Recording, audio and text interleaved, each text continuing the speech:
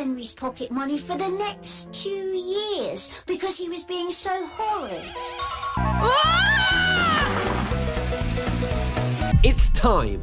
It's time we talk about the worm. Oh, sorry, I mean Perfect Peter. Go away, worm. That means you're not doing your homework. Mom! The most mentally ill character in animation history. For those of you who don't know why Peter is actually called Perfect, well... Oh, thank you, Peter. You're such a good boy.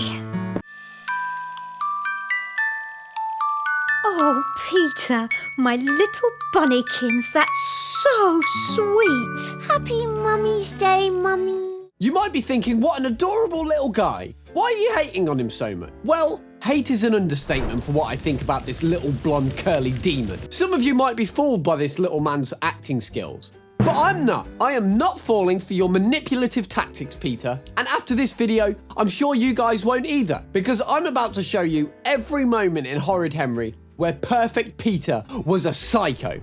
How about we start with the undeniable fact that Peter doesn't even try to make it a secret. He clearly would rather that Henry is not even part of the family.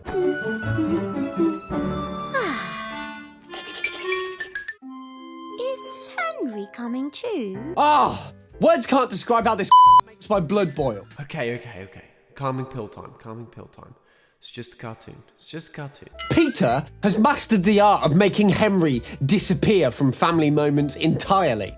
Remember that family photo on the fridge? The one where Henry is literally separated from the rest of them, like he's some sort of unwanted house guest. This little manipulator has convinced his parents that he's the only child worth celebrating. And okay, I know that little brothers can be a pain in the arse sometimes, but Perfect Peter literally causes the pain in the arse. And I mean literally.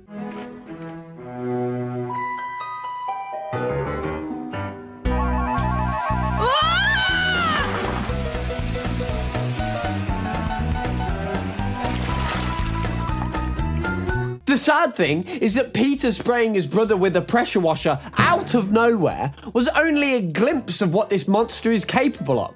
Oh, and are you not yet convinced that Peter is a psychopathic monster? You must know by now that I come prepared for these videos, right? Look what Henry did!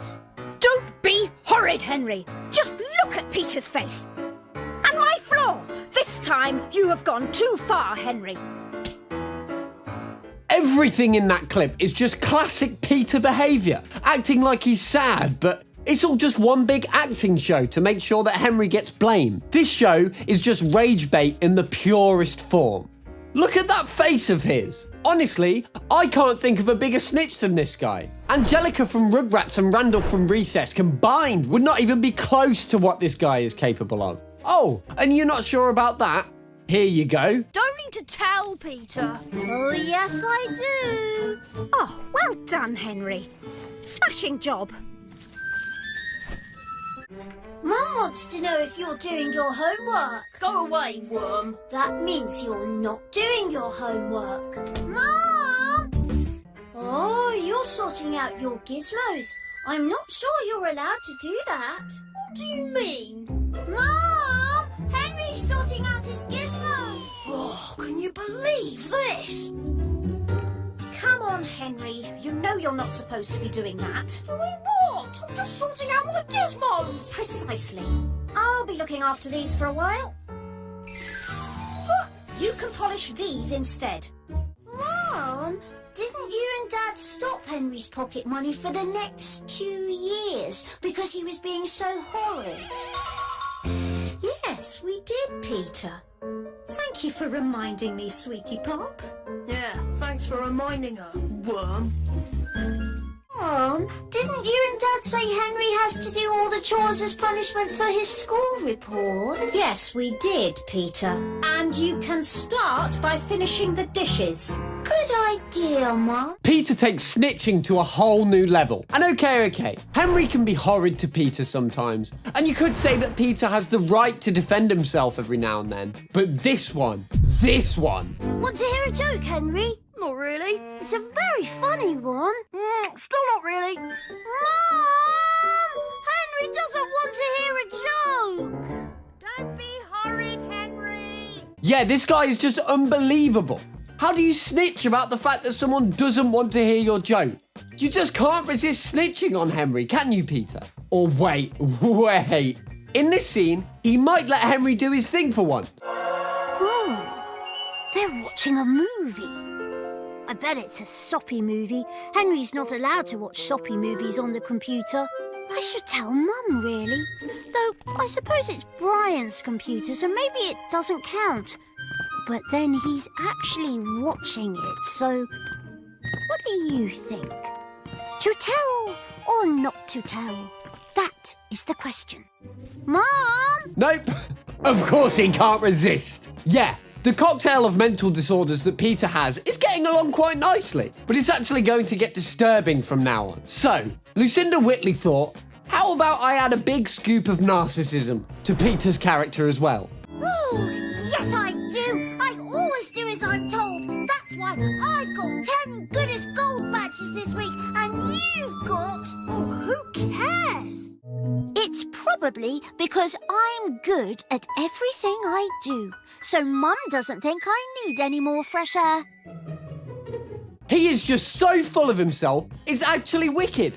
If I saw perfect Peter alone in a dark alley at night, I would... Oh, we've got 2 pills left. It's not real. It's a kid's show. It's not real. Peter has, apart from playing the cello, one other amazing hobby, which is blackmailing Henry. Tell me, Henry, or I'll tell Mum. You'll tell Mum what? Whatever. You'll still get into trouble. Yeah, I just can't anymore. As a kid, I never realised how messed up Peter actually is. But looking at some of these scenes, he is the devil incarnate. Okay, how about we top the cocktail off with a pinch of schizophrenia as well? Come on, Peter. Now's your chance to be horrid. No, Peter. You were born to be good. Get lost, you. Come on, Peter. Do your worst. Ooh. I'm not going to fold my pyjamas. And I'm not going to make my bed either. That's really horrid. Oh, no wonder why Peter acts the way he does. He has 2 voices talking to him in his head. And what's even more disturbing is Peter's ability to switch personalities on command. 1 second, he's the innocent, perfect child. The next, he's a calculating manipulator. You'll see what I mean by that in the last clip. The voices in his head might clarify his behaviour a bit more. And okay, you know what? I just want to help Peter. It's not normal for a 6-year-old kid, or wait, he turns 7 in the series. Where's the birthday boy? Okay, anyway, it's not normal for a kid that age to do these things. But I want to help him, guys. Genuinely, I do. Even if it's just so Henry can live a normal life. And constantly nagging about him doesn't make anything better. And my calming pills are also all gone. So let's stay positive. Negative behaviour always comes from somewhere. And I might have found the reason for Peter's behaviour. There's a phenomenon called golden child syndrome. See, Peter isn't just naturally evil. He's been made this way. When you're constantly told you're perfect or your brother gets screamed at for everything, it doesn't make you confident, it makes you terrified. Peter lives in constant fear that one day his parents might realise he's not actually perfect. So every single day he has to prove he's better than Peter. That's why he can't just let Henry fail on his own. Peter needs to make Henry look bad, so he looks good by comparison. The snitching and the fake crying, that's Peter desperately trying to maintain his perfect status. That's him manipulating situations to make sure Henry always comes out looking worse. Peter genuinely believes he deserves special treatment because he's been told his whole life that he is superior to Henry. But here's the really messed up part. Peter probably hates being perfect. Deep down, he probably just wants to be a normal kid who can make mistakes without the world ending, because his entire identity is built on being better than his brother. So when Henry gets to be loud and messy and makes mistakes, Peter doesn't see fun, he sees everything he's not allowed to be. And I think that's the thing that makes him furious. Now that we know this, Peter's behaviour is actually super clear in hindsight. The immense pressure that Peter feels from his parents for having to be perfect is why he's acting the way that he does. I can't go in there. I can't tell Mum I didn't win anything. She's going to be so disappointed in me. And this means my anger toward Perfect Peter wasn't totally fair.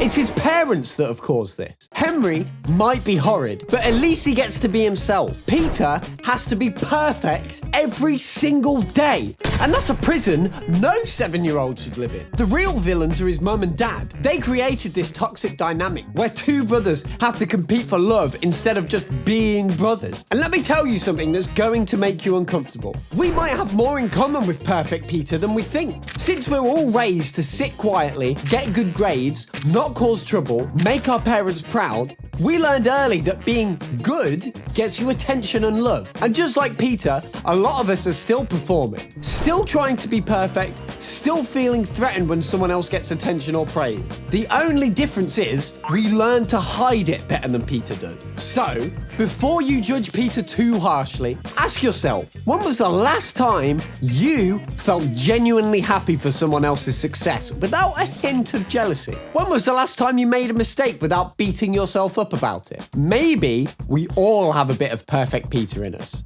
No, wait. You've still got the toilet rolls to do. Thanks for nothing, worm.